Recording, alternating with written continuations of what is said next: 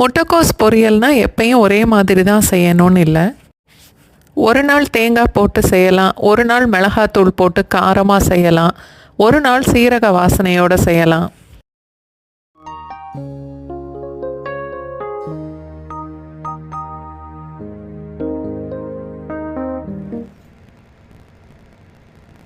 First தேங்காய் போட்டு பொரிக்கலாம். 2 spoon எண்ணெய், 3 மிளகாய் வத்தல், 1 ஸ்பூன் கடுகு, 1 ஸ்பூன் உளுந்தம்பருப்பு,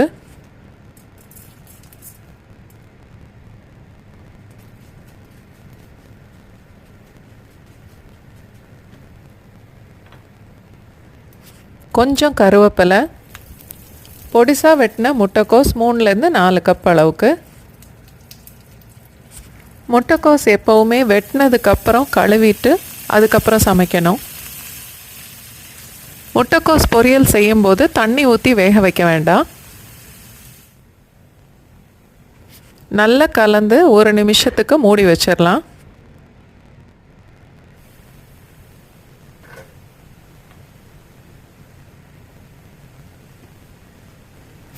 இப்போது இதில் உப்பு சேர்த்துட்டு நல்லா கலந்து மறுபடியும் 1 நிமிஷம் மூடி வச்சிடலாம்.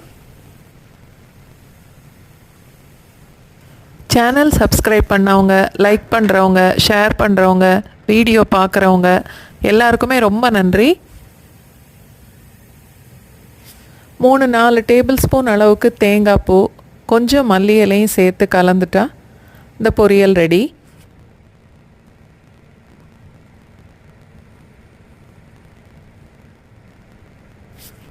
அடுத்து நல்ல காரமாக ஒரு முட்டைக்கோஸ் பொரியல் பண்ணலாம்.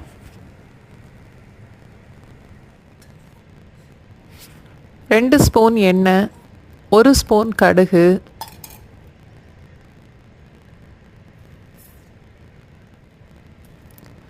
1 ஸ்பூன் உளுந்தம்பருப்பு, கொஞ்சம் கருவேப்பிலை,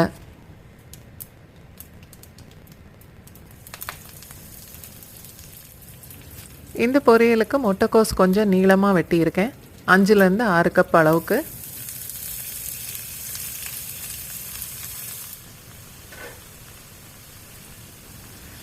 அரை ஸ்பூன் மஞ்சத்தூள், அரை ஸ்பூன் சோம்புத்தூள்,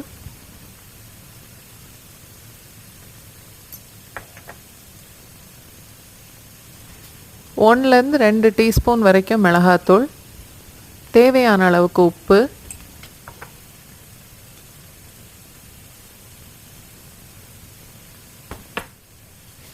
என்னோட சமையல் பிடிச்சிருந்தா வீடியோவை லைக் பண்ணுங்கள், ஷேர் பண்ணுங்கள், கமெண்ட் பண்ணுங்கள்.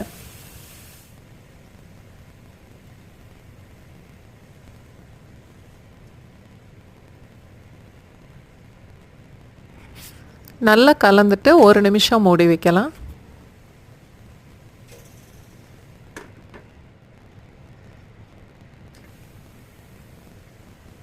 ஒரு நிமிஷத்துக்கு அப்புறம் மறுபடியும் நல்லா கலந்துட்டு இன்னும் 1 நிமிஷம் மூடி வச்சிடலாம்.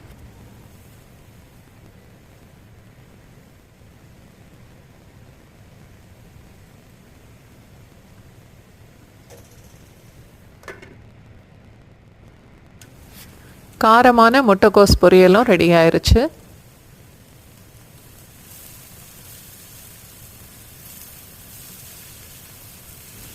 கொஞ்சமாக மல்லி இலை சேர்த்துக்குவோம்.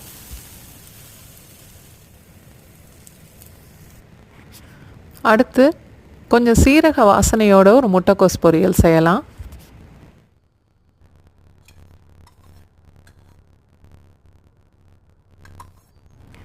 ரெண்டு டீஸ்பூன் எண்ணெய், 1 டீஸ்பூன் கடுகு,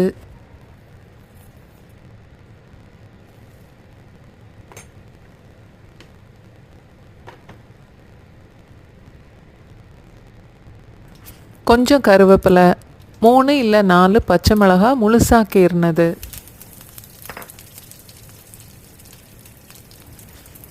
அரை ஸ்பூன் சீரகத்தூள், 1/4 ஸ்பூன் மஞ்சத்தூள்,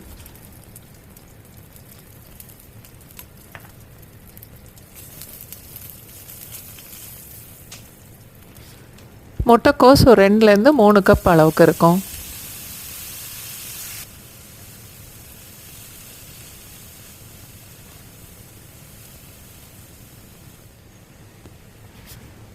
தேவையான அளவுக்கு உப்பு சேர்த்து நல்லா கலந்துட்டு சேனல் சப்ஸ்கிரைப் பண்ணிவிட்டு பக்கத்தில் உள்ள பெல் ஐக்கான் ப்ரெஸ் பண்ணிங்கன்னா நான் புது வீடியோ போடும்போது உங்களுக்கு நோட்டிஃபிகேஷன் வரும். கொஞ்ச நேரம் மூடி வைக்கலாம்.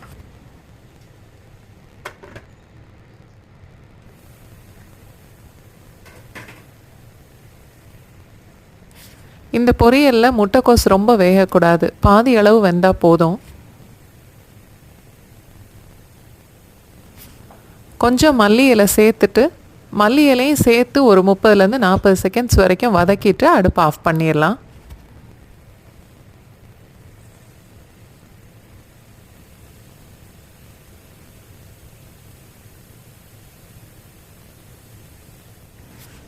ஒரு பொரியலும் ஒரு டேஸ்ட்டில் இருக்கும்.